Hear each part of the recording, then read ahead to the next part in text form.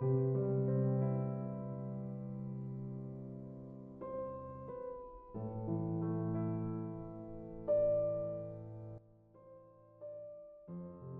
ካደረክ የትም ተቀባይነትን ታገኛለህ። እንዴ ይህን መጽሐፍ ለምን ታነባለህ? ጓደኛ ለማፍራት? በዓለም የታወቀውን ጓደኛ የማፍሪያ ጥበብ የሚያውቀውን ነገር ለምን አታጠናውም? እሱስ ማን ነው? ነገ ጧት መንገድ ላይ ታገኘዋለህ። ገና በ10 ሜትር ርቀት ላይ እንዳለ ጭራውን ያወዛውዝልሃል። ቆም ብለህ ብትደባብሰው ፍንድቅ በማለት ምን ያህል እንደሚወድህ ያሳያል። ያኔም ፍቅር ከማሳየት የበለጠ ሌላ ምንም የሚፈለግብህ ነገር እንደሌለ ትረዳለህ። ከሱ ትማራለህ። እሱ ገንዘብ ሊበደርህ ወይም ርስት ሊሸጥልህ ወይም ሊያገባ ፍላጎቱ እንደሌለው ታውቃለህ። ለመሆኑ በዓለም ላይ ከሚገኙት እንስሳት ሁሉ ለመኖር መስራት የሌለበት ውሻ ብቻ መሆኑ ትዝ ብሎህ ያውቃል? ዶሮ ለመኖር እንቁላል መጣል አለባት። ላም ወተት መስጠት አለባት። ውሻ ግን ፍቅር እየሰጠህ ብቻ ይኖራል።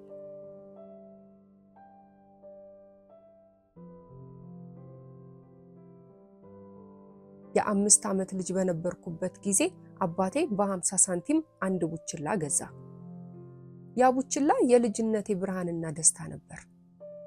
ውሻው ከትምህርት ቤት የምመለስበትን ሰዓት ጠብቆ የምመጣበትን መንገድ አተኩሮ ሲመለከት ይቆይና ድምጼን እንደሰማ ወይም የምሳ ሳህኔን እያወዛወስኩ ስመጣ ሲያይ እንደ ጥይት ተተኩሶ በደስታ እየፈነጠዘ ይጠመጠምብኛል። በእግሬ መሃል ይገባል፣ ይልሰኛል። ይህ ውሻ ለ5 ዓመታት ያህል ታማኝ ጓደኛዬ ነበር። አንድ ቀን ያን ቀን ምን ጊዜ ማረሰው ከኔ 10 ሜትር ርቀት ላይ እንዳለ መብረቅ ገደለው። የውሻዬ ሞት በህይወቴ የመጀመሪያው ትራጀዲ ነበር። ውሻዬ ሆይ የሳይኮሎጂ መጽሐፍ አላነበብክ?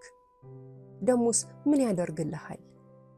አንተ እንደሆነ በደመ ነፍስ ነው የሌሎችን ሰዎች ፍላጎት በመረዳት በርከት ያሉ ጓደኞችን ማፍራት እንደሚቻል የምታውቀው። ሰዎች ይውደዱኝ ከተባለ በ2 ዓመት አንድም እንኳን ጓደኛ ማፍራት የማይቻል መሆኑን የተረዳኸው። ስለዚህ እኔ እናንተም የሰዎችን ፍላጎት ለመረዳት እንሞክር። ሰዎች ፈልገው ይምጡ የሚለውን እምነት እናስወግድ። እንዲህ ብናደርግ በአጭር ጊዜ ውስጥ ብዙ ጓደኞች ማፍራት እንችላለን። እውነቱ ይህ ሆኖ ሳለ እኔም አንተም በኑሯችን ውስጥ ለመታየት ውን የሚሉ አያሌ ሰዎችን እናያለን። እርግጥ ነው ይህ መንገድ ጓደኛ ለማፍራት አይጠቅምም። ሰዎች ስላንተ ደንታ የላቸውም፣ ስለኔም ደንታ የላቸውም። ጠዋት፣ ቀን፣ ማታ ለራሳቸው ብቻ ነው የሚያስቡት። አንድ የቴሌፎን ኩባንያ በስልክ ንግግሮች ውስጥ በከፍተኛ መጠን የሚደጋገመውን ቃል ለማወቅ አንድ ጥናት አካሄደ። ተደጋግሞ የሚነገረውን ቃል ሳትደርስበት አልቀረህም። ልክ ነህ። እኔ የሚለው ቃል ነው። እኔ በ500 የቴሌፎን ንግግሮች ውስጥ 3990 ጊዜ ተደጋግሞ ተነግሮ ነበር። እኔ እኔ እኔ እኔ። በዚህ ጥናት መሰረት ሰው ሁሉ ማንን እንደሚወዳውቅ ከብዙ ጓደኞችህ ጋር የተነሳው ፎቶግራፍ ቢቀርብልህ ቀድመህ የምታየው የማንን ምስል ነው? ሰዎች ይወዱኛል ብለህ የምታስብ ከሆነ ይህን ጥያቄ መልስልኝ። ዛሬ ማታ ብትሞት ነገ ቀብርህ ላይ ስንት ሰዎች ይገኛሉ? ሰዎችን ካልወደድካቸው አንተን የሚወዱበት ምን ምክንያት አለ? እርሳስ ፈልግና መልሱን ጻፍ። ሩጫችን ሁሉ ሰዎችን በማስደነቅ እንዲወዱን ለማድረግ ከሆነ የልብ ጓደኛ ልናገኝ አንችልም። አስታውስ፣ የልብ ጓደኛ እኮ እንዲህ በቀላሉ አይገኝም።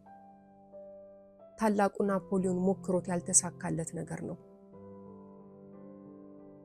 ከዦፌሴን ጋር በመጨረሻ ያደረጉት ንግግር ላይ ናፖሊዮን ጆሴፊን እኔ በዓለም ላይ መልካም ዕድል ካጋጠማቸው ሰዎች አንዱ ነኝ። ሆኖም በዚህ ቅጽበት ከልቤ የምተማመነው ባንቺ ነው ብሏት ነበር።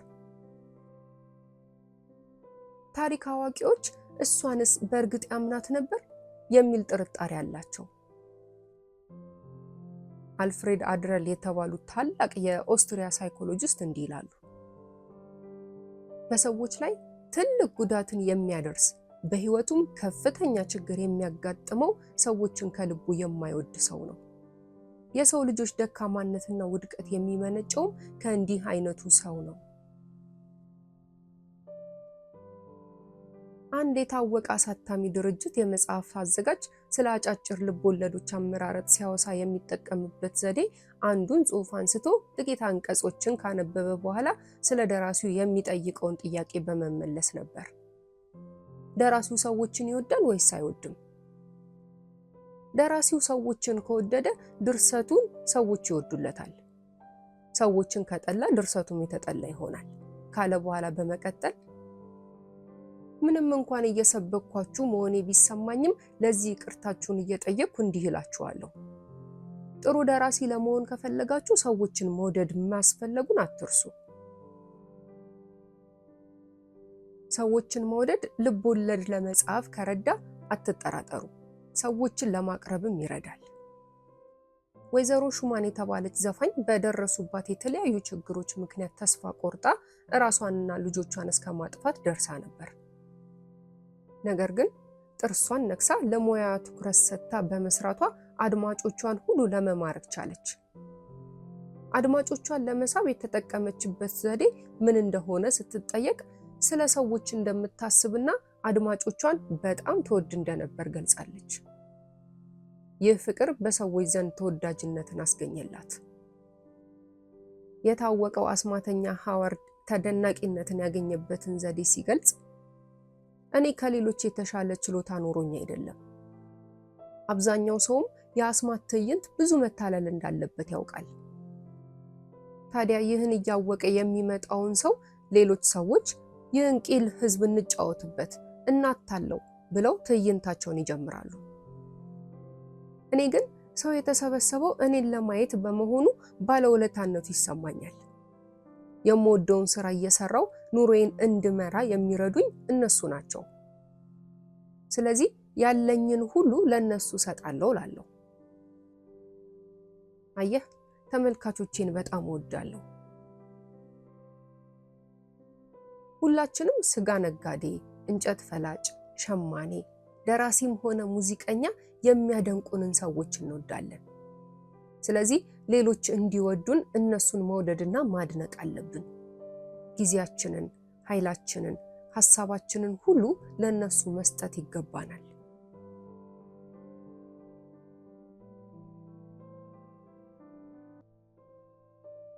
አንድ የታወቀ የእንግሊዝ ባለስልጣን ደቡብ አሜሪካን ለመጎብኘት አቀደ። ጉዞውን ከመጀመሩ ከጥቂት ወራት ቀደም ብሎ የአገሩን ሰርዶ በአገሩ በሬ እንዲሉ የስፓኝ ቋንቋ አጠና። ደቡብ አሜሪካ ደርሶ በስፓኝ ንግግር ሲያደርግ አገሬው በዚህ ድርጊቱ ወደደው። በጣም ቀላል ነገር ልንገርህ። የጓደኞቼን የልደት ቀኖች እነሱ ሲያውቁት እየመዘገብኩ አስቀምጣለሁ። የአንዱ ጓደኛ የልደት በዓል በደረሰ ጊዜም የእንኳን አደረሰ ደብዳቤ ጽፋለሁ ወይም ቴሌግራም አድርግለታለሁ። ሰውየው ስለኔ ምን ያህል እንደሚያስብ ገምተው። ለሱ በዚች ዓለም ላይ እንደኔ ጓደኞችን የሚያስታውስ ሰው ያለ አይመስለውም። ሌላው የሰላምታ ጉዳይ ነው። ጓደኛ ማፍራት ከፈለክ ለሰዎች ሞቅ ያለና ናፍቆት የተቀላቀለበት ሰላምታ ስጣቸው። ስልክ በተደወለልህ ጊዜም የደወለልህን ሰው ድምጽ በመስማትህ መደሰትን የሚገልጽ ሰላምታ ስጥ። ሃሎ ስትል እንኳን ድምጽህ ናፍቆትህን ይግለጽ። ስለዚህም ወዳጄ፣ ሰዎች እንዲወዱህ የምትሻ ከሆነ ታላቁ መመሪያ ይኸውልህ፣ ሰዎችን ከልብህ ውደድ። ይህን ማድረግ የሚችል ሁሉም ይደግፈዋል፣ የማይችል ግን ብቻውን ይቆማል።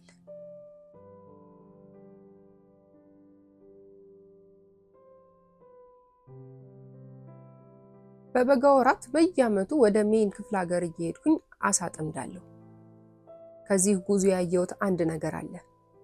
በበኩሌ ክሬምና ዳቦ በጣም ወዳለሁ። ስለዚህም አሳ ለማጥመድ በሚሄድበት ጊዜ እኔ የምወደውን ሳይሆን እነሱ የሚወዱትን መሰብሰብ ይኖርብኛል። መንጠቆ ላይ ክሬም ወይም ዳቦ አልሰካበትም። ትል ወይም ፌንጥ አሰካበትና እንዲህ እላቸዋለሁ፣ ይህን ነገር መብላት አትፈልጉምን? ሰዎችን ለመቅረብ ብቸኛው መንገድ እዚህ ምድር ላይ እነሱ ስለሚፈልጉት ነገር ማውራትና እንዴት ሊያገኙት እንደሚችሉ ማሳየት ነው። ልጅህ ሲጃራ እንዳያጨስ ብትፈልግ ስለ ሲጃራ መጥፎነት አትስበክለት። ሆኖም ሲጃራ ማጨስ የአንድ እግር ኳስ ክለብ ተጫዋች እንዳይሆን ወይም በሩጫ ውድድር እንዲሸነፍ የሚያደርገው መሆኑን ንገረው። የሌላውን ፍላጎት የመጠበቅ ነገር ከማንኛውም ነገር ጋር ማለትም ከህፃናት ወይም ከጥጃ ወይም ከዝንጀሮ ጋር በምናደርገው ግንኙነት ሁሉ ሊታሰብበት የሚገባ ነገር ነው። ለምሳሌ ራርፍና ልጁ አንድ ቀን አንድ ጥጃ ወደ ጋጥ ለማስገባት ሞከሩ። ሆኖም አብዛኛው ሰው የሚፈጽመውን ስህተት ፈጸሙ።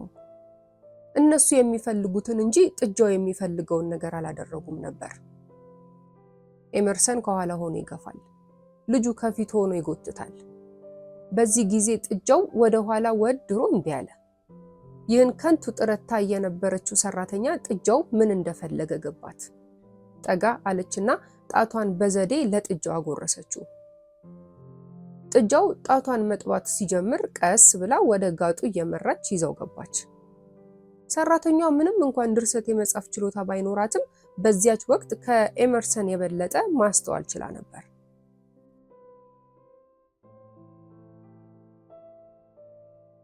ከተወለድክ ጀምሮ ያደረካቸውን ለምሳሌ ለቀይ መስቀል ማህበር 100 ብር የሰጠህበት ጊዜ ቢኖር እንኳን ሌላውን ከመውደድ የመነጨ በጎ ስራ መስራት ስለፈለክ ነው።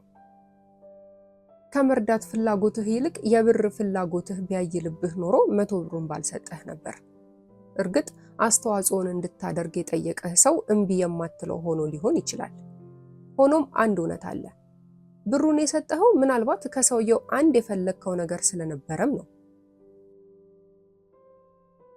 ፕሮፌሰር ሃሪ ስለዚህ ጉዳይ ሲናገሩ እንዲህ ይላሉ። ተግባር የሚመነጨው ከመሰረታዊ ፍላጎት ነው። በንግድ፣ በቤት ውስጥ፣ በፖለቲካ ሰዎች አንዳንድ ነገር እንዲያደርጉ ለሚመክሩና ለሚቀሰቅሱ የምሰጠው ትንሽ ምክር በመጀመሪያ ሰው ለዚያ ነገር በጣም እንዲጓጓ እንዲያደርጉ ነው። ይህን ማድረግ የሚችል ሁሉም ይከተለዋል፣ ያልቻለ ብቻውን ይቆማል።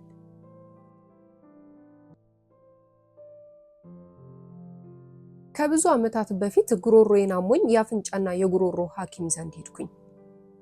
ሐኪሙ ገና እንደገባው ስለ ጉሮሮዬ ሳይሆን ስለ ስራዬ ጠየቀኝ። በሽታው ምን ያህል እንደጸናብኝ የማወቅ ፍላጎት አልነበረውም።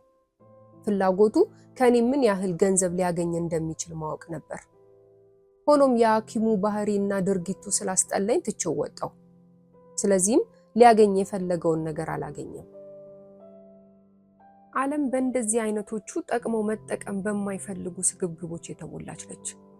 ስለሆነም በቁጥር አነስ ብለው የሚገኙት ለሌሎች ከልብ የመነጨ አገልግሎት የሚሰጡት ከፍተኛ ጥቅም ያገኛሉ።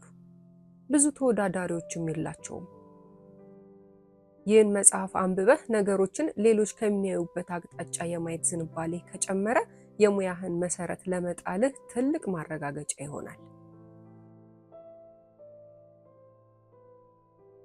አንዲት ቁርስ አልበላም እያለች የምታስቸግር ልጅ የነበረችው ቤተሰብ ልጅቷን ቁርስ እንድትበላ ለማድረግ ወፍራም እንድትሆኝ እንፈልጋለን፣ እንድታድጊልን እንፈልጋለን እያሉ ያባብሏት ነበር። ሆኖም ልጅቷን በማስፈራራትና በማስገደድ ቁርስ እንድትበላ ተሞከረ። ይህ ድርጊት የባሰውን እንዳትበላ አደረጋት። ይህን ያየ የአባትየው ጓደኛ ወላጆቿን እንዲህ ሲል መከራቸው። እንዳያችሁት ካስገደዳችኋት ይበልጥ ትጠለዋለች። ስለዚህ ለምን ፍላጎት እንዲያድርባት አታደርጉም? የእናንተ ጥያቄ መሆን ያለበት እንዴት አድርገን ፍላጎት እንዲያድርባት ማድረግ እንችላለን የሚል ነው። ይህን የሰማው ቤተሰብ ምክሩን በስራ ላይ ለማዋል የልጅቷን ባህሪ አጠና። ልጅቷ እናቷ የምትሰራውን መስራት ትወድ ነበር። እንደ እናቷ አዋቂ መስላ መታየት ትፈልግ ነበር። አንድ ቀን ጠዋት ለቁርስ ሻይ ሲቀርብ ከዚህ በፊት እናቷ እንደምታደርገው ሻይ ውስጥ ስኳር እንድትጨምር ፈቀዱላት። ዳቦም ቀረበ። አባትና እናት ድርሻቸውን ሲያነሱ ልጅቷም ሻዩን አማስላ ዳቦውን አንስታ እያማገች ትገምጠው ጀመር። ከዚህ ቀን ጀምሮ ቁርሷን በፍላጎቷ ትበላ ጀመር። ስለዚህም ሰዎች አንድ ነገር እንዲያደርጉ ከፈለክ የሚከተለውን አስታውስ። በመጀመሪያ ሰውየው የፈለገውን ነገር እንዲያደርግ ለዚያ ነገር ከፍተኛ ጉጉት እንዲያድርበት አነሳሳው። ይህን ማድረግ የሚችል ሁሉም ይከተለዋል፣ ያልቻለ ብቻውን ይቆማል።